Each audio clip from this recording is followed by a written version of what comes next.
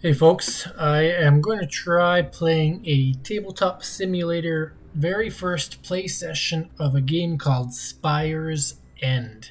This came to Kickstarter sometime last year, I think, or maybe it was just delivering last year. Either way, I think they're doing another Kickstarter next month, and I just thought it'd be cool to try the original. I like fantasy games, I like adventure, I like a little bit of death and grimness here and there, and this game promises all of those things. I won't exactly describe how to play because I don't really know how to play yet. So if you want to learn with me, bear with me. This is everything that would be in the game box, and I believe all the instructions are on this set of cards called the instruction cards 1 through 11. So I've read through those myself before I started this video, but I haven't actually played through a turn. All I've done is set up two random characters. I have Rengitica and Hildegard. Hildegard just happens to be the character's focus in the next Spire's End, but that's who I randomly drew. And then I have the Prologue deck, as well as ally cards and a series of different effects here. Alright, but that's about all I know so far.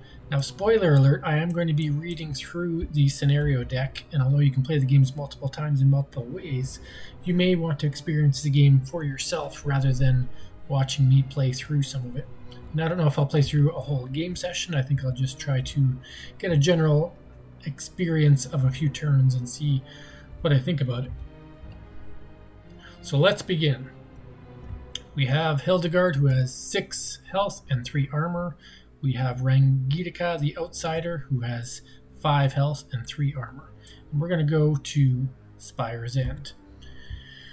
It was unusually dark before the moon was swallowed in red. Crimson light circled the dark orb like a bloodshot raven's eye. The ground shook and something unimaginable drilled its way out of the earth.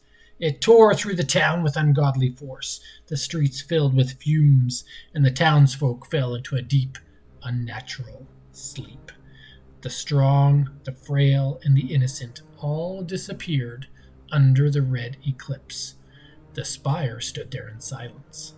At its base was a door left ajar. Need some water after that. Let's see what's behind that ajar door. Flip over card 2. Dust and debris. You wake horrified, gasping for air. Your head is pounding and you're covered in dust and debris. You unearth yourself and climb to your feet. A monstrous foreign object spirals above you like the horn of a giant deity, attacking the heavens. A quick glance reveals endless mounds of wreckage in every direction. It's strangely silent and you see no one about. You head off through the destruction to find your uncle, your last living relative. Thankfully, his cottage is outside the spire's wake, untouched. He left you a note. I know you will come looking for me. Don't. I deeply regret what I've done, but during this incident, I hid, then ran like a whimpering dog. In truth, I'm a coward crippled by fear. You're strong, courageous, everything I'm not. That's why you must go.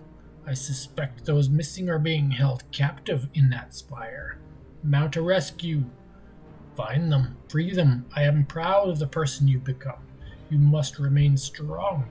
I fear many hardships and horrors lie ahead. Know the shame has clawed through my soul, and I won't survive long. I've made sure of that. But before I go, have some knowledge. I have some knowledge I need to pass on.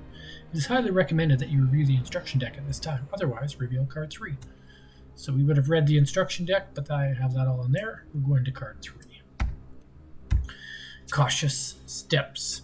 You approach the door with a cautious step. I warn you, it's worse in there than you think, and you've imagined the unimaginable, no doubt, says an unfamiliar voice. A small creature reveals himself from behind the door. Unkempt and a little worse for wear, his eyes appear kind. What are you? You've never seen this creature before. I've always been close, but you people are far too involved with yourselves to notice. We live right beneath you, only this thing here is from much, much deeper, he mutters, looking up at the spire. What do you know about this? You ask, hopeful. I've squirreled around. These underdwellers have horrible red eyes. They move silently and quickly. He stops and sniffs the air. I must go!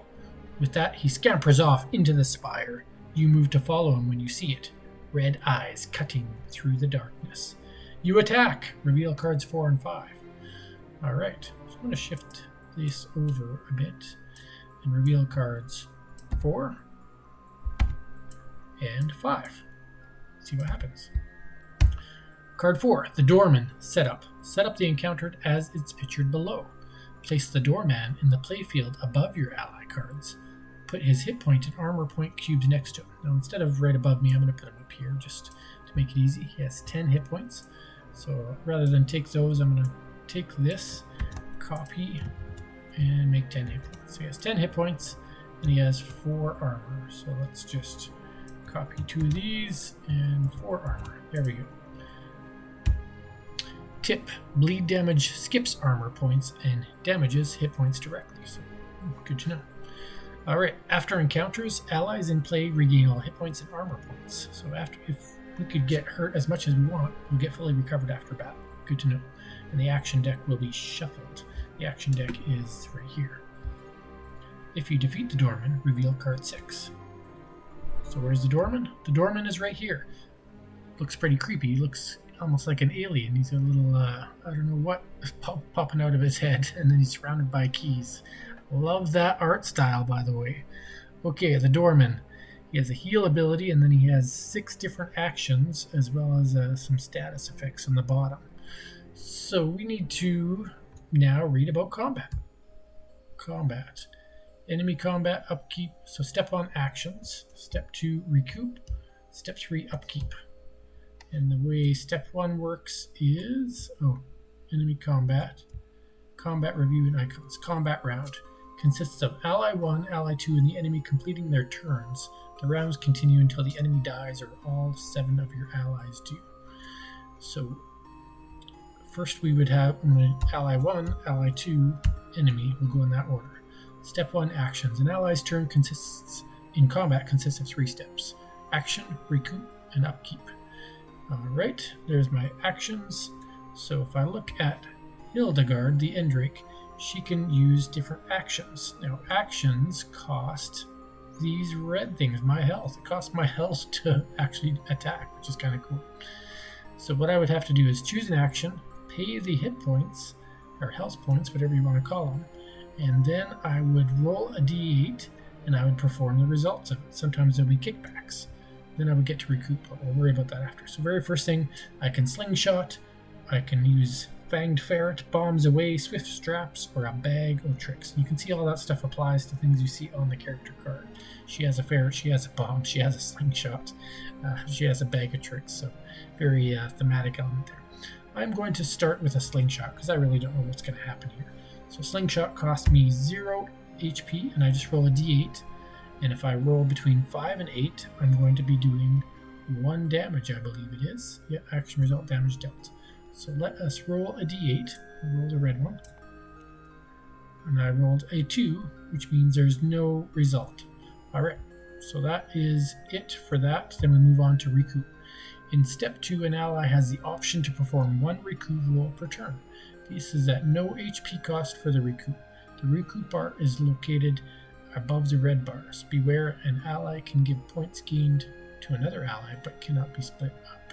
So I can't give 1 and 1. Alright, so I'm going to use this to recoup. I roll my d8. I have a result of a 5.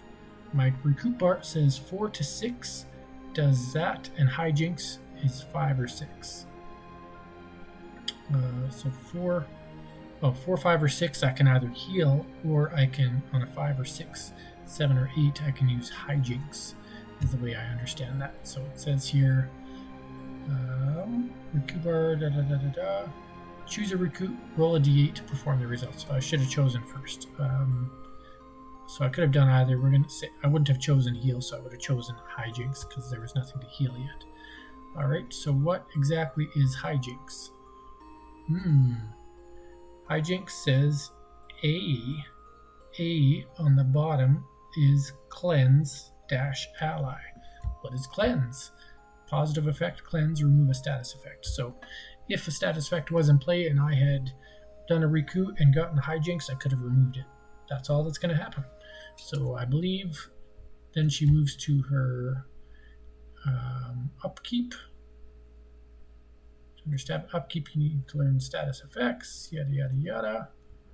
So that will be the end of Riku upkeep. So she has no upkeep right now. So now we're going to go to Rangitika, the outsider's turn. Got a pair of devastating ladies here trying to take down the doorman. Okay. So let's try something more challenging for her. We're going to try something that could do some damage. Let's go for Ku Anuanu. That's going to cost her 4 health. She'd be down to 1. Do I really want to do that? Sure. Why not? We're going to push the limits. She's going all reckless here. So we're going to take 4 of these away. And then I'm going to roll the die. Roll the whoosh. We rolled a 2. And unfortunately, if we roll a 2 on that, nothing happens. That's a shame. So step 1, choose an action. Step 2, pay the HP. Step 3, roll it. Step 4, perform the results. Sad. So if we roll less than that number, I don't think anything's going to happen. Right? Kickbacks. Yep, so nothing happens. That's a shame. Okay. So now we're going to recoup. Roll the die. Our recoup result is a 4. Oh, I didn't pick my recoup. I would have healed. 4, so I get to heal 1. So we can heal her for 1. That's all we can do with recoup, and then we don't have the other ability. Now we're going to the doorman. All right, enemy combat. Step 1, your enemies will follow the same steps. Action, recoup, and upkeep. You will act as the enemy during their turn. At the same time as the attack roll, there must also be a selection roll to determine who they attack. I see. Use a selection roll anytime you need to determine which ally is affected during the course of the story. So basically, 1 to 4 is left and 5 to 8 is right. Once this is determined, select an action card. Okay. Enemies don't spend HP. So your enemies will follow the same 3 steps: action, recoup, upkeep. You will act for the enemy. At the same time as the attack roll, there will also be a selection roll. Actions, status effects. So no matter what, they're going to roll a die. So black is going to be what's going to happen there. Red is going to be who they're going to attack. So let's roll both of these. Alright, so 3 means it's going to affect Hildegard, and 4 will matter once we flip this over. So we flip this over, and it says 5. So if it says 5, what does that mean? Pretty sure I know what it means, but let's read. Select the action card and will determine what action they perform. For example, if you reveal an action card with a 1, the enemy performs action bar 1. Proceed with this attack like you would an ally's attack, but be warned, blah blah blah, don't lose HP. So I'm going to perform attack 5, which is a key swarm. That's probably a dangerous one. And I rolled a 3. On key swarm, if you roll a 3 to 4, you do 1 damage. So 1 damage gets done to the character targeted, which is Hildegard. Alright. And that is it. There's no special bonus effect or anything. So now we are going to do Riku. Riku and status effect are performed the same as they are for allies. Roll for a Riku, then tally up effects. Let's roll this for Riku. We get a 2. A Riku. Heal 4 to 7 is 1. 8 is 2, so nothing happens. Very good. Damage and healing distribution. Damage taken goes through armor points, then hit points. Oh, that's right. So Hildegard loses an armor, not a health. And but when you're using abilities, you use health. Okay. Cannot split up. Blah blah blah blah. Combat review and icons. We did that. Riku upkeep. And then, so now we're going to go back and forth over these turns until we either die or take down the doorman. So Hildegard will try a bombs away. So we're going to sacrifice 2 health to bombs away. We're going to roll this die. We have a 3. On a 3 for bombs away, nothing happens. Then we're going to recoup. For recoup, we're going to choose heal. Let's roll this. We get a 4. 4 to 6 on heal says yes, I can heal 1. We will heal our friend because she's worse off than we are. And then we'll move to her. She is going to... Oh, what does the 2 sword symbol mean? This attack is performed twice during one action. Oh, good to know. And what does the star mean? The star means this attack affects all opposing targets in play. Oh, that means both players were hurt. She would have lost an armor last turn too. Key swarm hits both players. Good to know. Okay, so let us do a bamboo punch.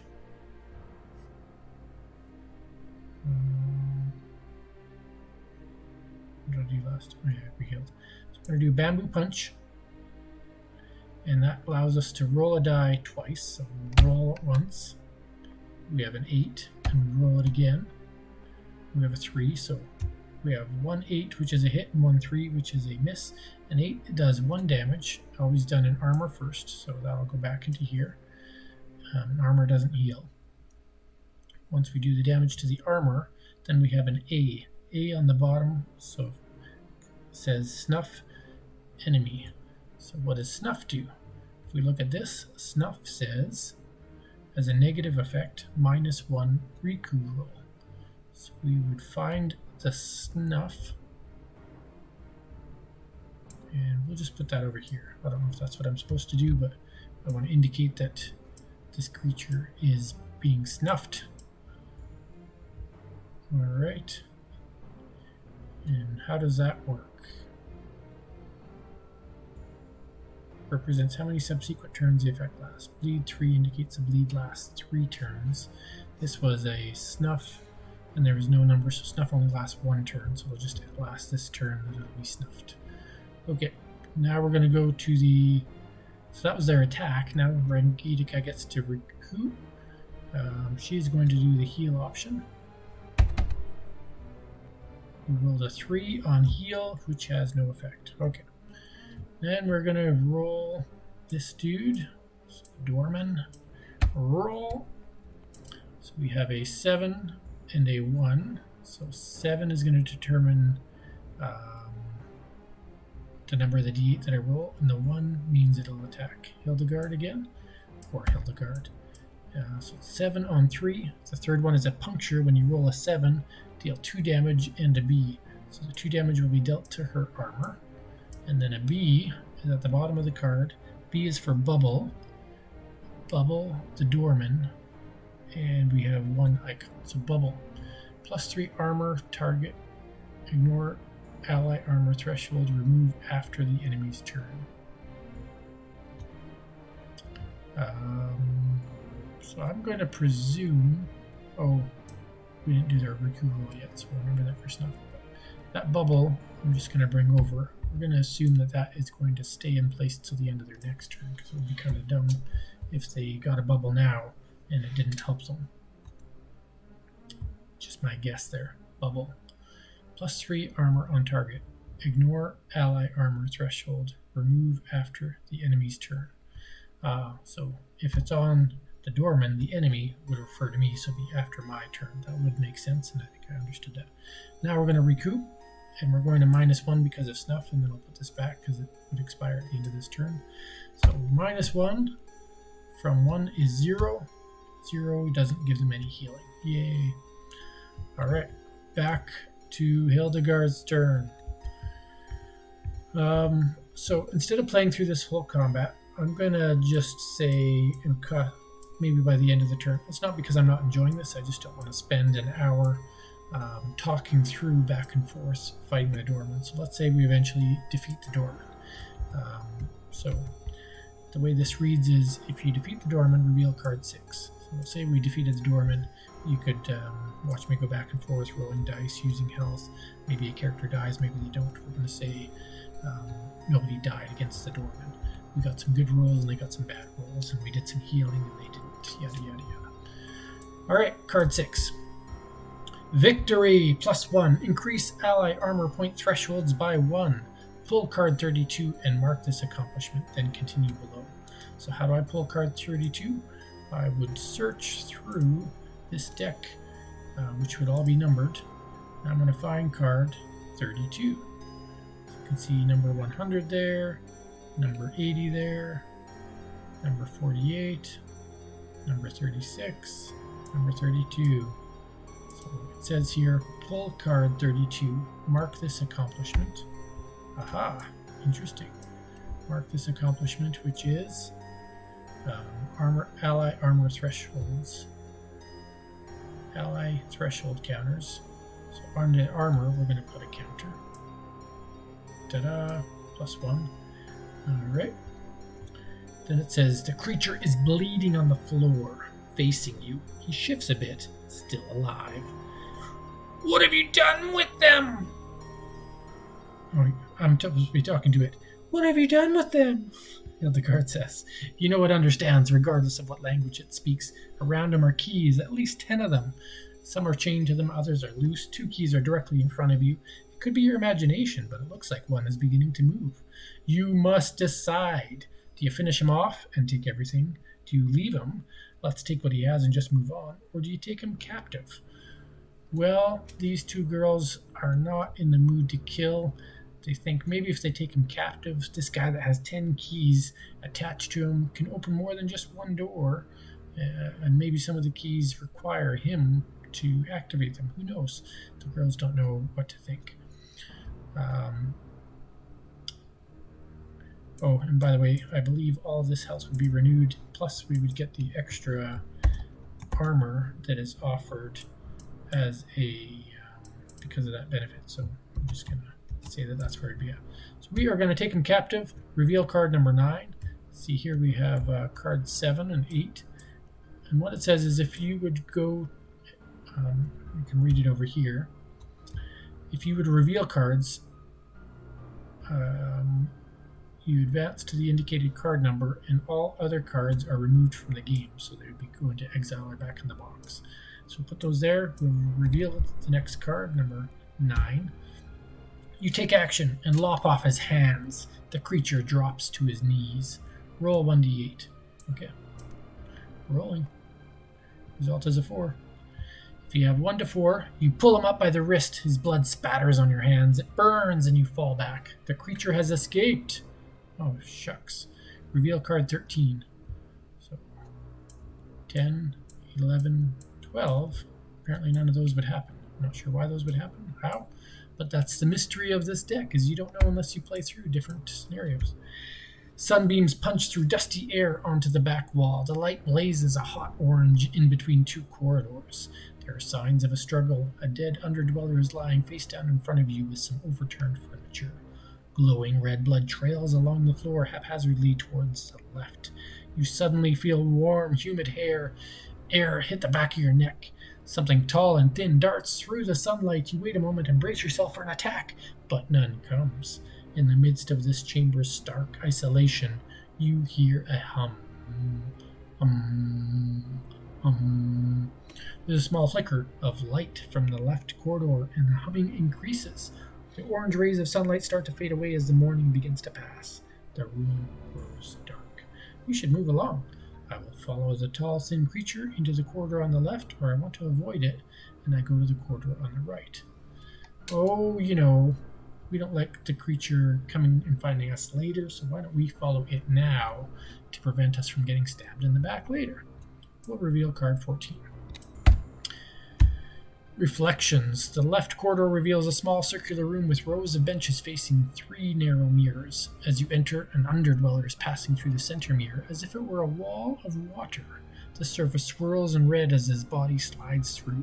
The room hums for a moment, then the mirror's reflection snaps back into place and the sound abruptly stops. Up close, the mirrors look ordinary. Reflections and all. You take a deep breath and put a hand on the surface. It's warm to the touch, but solid. Whatever occurred here is beyond reason. You see nothing else of interest, and after inspecting the surfaces of all 3 mirrors, you head back to the other corridor. Something lurks. I think I hear something, or nah, it's nothing. We definitely hear something. Come on now. We'll choose card 15, which is the next card. We're now into chapter 1 for card 15. We find the Under Rat. Special rules. When the encounter begins, allies suffer cripple ×3. So this is going to last for 3 rounds. We'll take this negative cripple card and just set it over here as a reminder.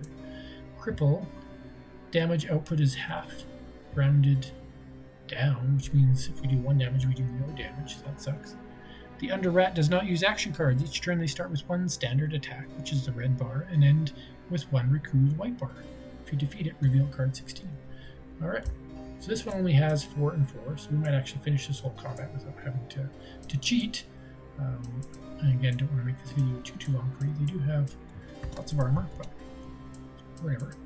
We do half damage, so this is actually like 8 and 8 until this Riku crap goes away. So trying to do things that deal extra damage, probably not worth it. I mean, it would cost me 4 health to potentially do 1 damage.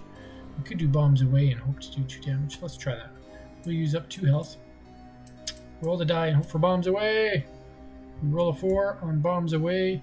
4 to 6 does 3 damage. Rounded down is 1.5. Cut in half would be 1 damage. So we're doing 1 damage. Does it to the armor first. Then we Riku. Riku is worth 3. A 3 on Riku. We would have chosen Hijinks, I guess. Nothing happens. We go to her. The only way she could possibly deal any damage is if she were to use a Ku Uranu, and even then she can't do a whole lot of damage. So we're just going to use a Babalu, but it doesn't matter what we roll because we can't do damage anyway because the damage is cut in half. So we'll pretend we didn't roll, or pretend we rolled. Then we're going to go on to Riku. We don't want to heal yet, so we're going to chant and roll that die. Chant! We miss, so we go to the rat. The rat's just going to roll die to attack. It's a 3. 3 is a chew, does 1 damage. Does that 1 damage to which player? The second player, so it does a damage to her. Boom. Alright, now let's Riku. We roll an 8. An 8 is a heal for 1, has nothing to heal because the only damage done was to its armor. Alright, we'll go back to this character. She's going to bombs away again. 1, 2. She'll roll that die and hope for a nice big bomb. We have a 6. Bombs away 6, does 3 damage, which really only does 1 damage. She's going to Riku to heal. I forgot that we could have healed last time. Heal, we rolled a 4, so she gets to heal 1. Yay. I'm going to go over to her. We're just going to go right into Recoup. She's going to heal. She rolls a 1, doesn't recoup. We're going to go to the rat. We're going to attack. So the attack roll is an 8. 8 is going to do 2 damage to Hildegrand. So 1, 2 damage. And we also have a B as a bonus. The B on the bottom says bleed times 3. So we're going to put a bleed card.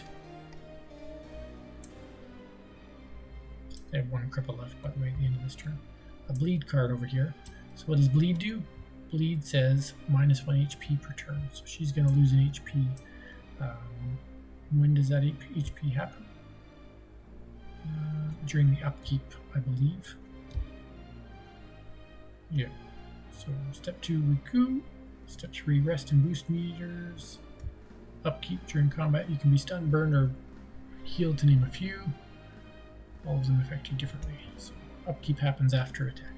Good to know. So we're going to move back to Hildegard's turn. She's going to keep on doing the bomb. Roll that die. Hope for a high number. We get a 5. And a 5 with bombs away, we do 3 damage, which is actually 1 damage. And this will be the last turn for Cripple. So she's done, then she's going to recoup. We're going to try healing on recoup. 7. That is a heal for 2. Excellent. She likes that. Okay. Then we're going to go over to Rangataki. Rangataki is going to...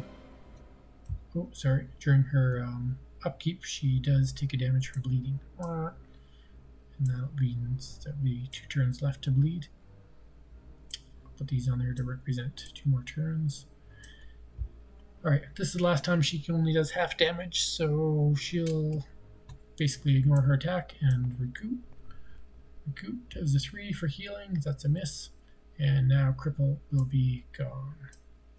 Bye-bye, Cripple. The rat gets to attack. Alright, red is who they're targeting. Targeting Hildegrand with a 4. 4 is going to be a 3 to 5 chew, which does 1 damage. Baboom. Then we're going to roll their Riku. Riku is a 3 on the bottom of the card there. A 3 is a heal. 6 to 8 to heal. Doesn't heal. Their turn is done. And we go back to Hildegard's turn. Now that we can do some more damage, what does she want to do? She could use a bag of tricks. Could do some rebuilds. Swift straps. What is that? Let's try swift. No, we can't. We've only got 2 health. Eek. Slingshot, 1 damage. Fanged ferret. Let's do the fanged ferret. Costs us 1. We roll the attack die. We have a 4 with the fanged ferret. 4 to 5 does 1 damage. Boom. Last armor is gone. Alright. And then she's going to recoup. 5.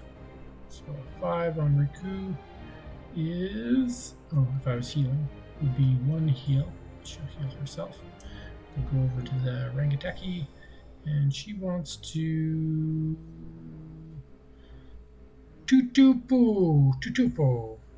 No, she's going to coup Anu. We want to try to kill this guy. So we use up 4 health. Roll the attack. I can tell you she's not a good attacker. She's more about status effects. A 3, and we wasted that health again. Oh no, 3 is a hit. Does 2 damage. Oh, and we get to roll twice. So first we do 2 damage. 1, 2. And you can see those 2 swords. And she gets to roll again. Come on, big money. 8. Ooh, 8 is 2 damage, which would already kill him. And then there would be a C. And a C would be harvest. What does harvest do? Take an HP from a target. So we'd also get to harvest from the enemy. We would have taken that HP and bring it to ourselves. So that would have been a nice effect. Alright, the rat is defeated. If you defeat the under rat, reveal card 16. Alright, first we're going to gain back our health. So we're going to put all these back. She recovers after each battle, or recovers after each battle. Ta-da! And it says here, it glows. You step in front of the rat's remains. It is the largest vermin you've ever seen. Its fur is matted and damp. A thick smell looms. Its antennae shines bright beyond death with a crackling magma glow. This could prove useful. Reveal an action card. Okay. Reveal a 6. Reveal a 6. You hack off the antenna. It flies across the floor. Glowing blood spatters out, and the antenna goes dark. It's now useless. Dang, we could have got a rat antenna, but unfortunately the card reveal didn't allow it. Now technically these should go back to shuffles. Okay, that sucks. And then we move to card 17. The twins, giant pillars, mark the entrance to the next corridor. I'm going to stop here, and not because I'm not enjoying myself, because it's kind of fun reading these cards and seeing what happens and realizing that I could get things that I'm not getting and yada yada yada. But you can experience this for yourself if you have Tabletop Simulator, or the game is available physically. You can buy it online. What this has allowed me to do, and I'll play through it off screen just to see how a full playthrough goes, but it's allowed me to experience what the game is like. I've got a real essence of the combat. I'm not sure what these dice are for yet, so that's one thing. I wonder what they mean. Anyway, I still have a base idea of what the effect is. There's 91 more cards, meaning this game will last quite a while unless I die. The only way you truly die is if you go through all of your allies. You can see in here, if I search through the deck, I can't that way because he's got the backs as fronts. But there's Dane the Rudderkin, Leofric, Rolf the Killacow, Sedney the Coinsmith or something, Millicent. Lots of female characters, which is a nice change. Normally it's more males than females. This game has more females than males. I like that. But you play through all these characters, play through all these cards, probably eventually die, maybe not if you're lucky, and then do it as many times as you want. Play the game more times. So it gave me an idea and a goal and a thought behind that, and just really like how it's laid out. If you've played Spire or liked what I showed you here so far, let me know. Or, what did you like most about what you saw? What did you like least? Love hearing thoughts on these kind of videos. And I'll probably be doing a Fun in 5 tabletop simulator video on my other channel. It's the Fun in 5 channel, just to talk about it now that I have a bit of gameplay experience, and I'll finish this playthrough just to get that full effect. We'll shuffle those back up. All right, thanks for watching. Have a great day.